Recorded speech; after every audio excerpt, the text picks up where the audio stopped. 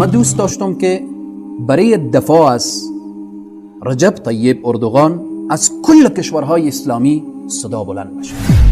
برای دفاع از رجب طیب اردوغان از کل کشورهای اسلامی صدا بلند بشه.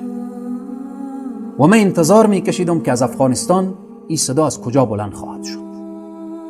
به خاطر اینکه امروز ما میتونیم بگیم که حامی مظلومین، حامی مستضعفین رجب طیب اردوغان حفظه الله است. Ey NATO! Neredesin?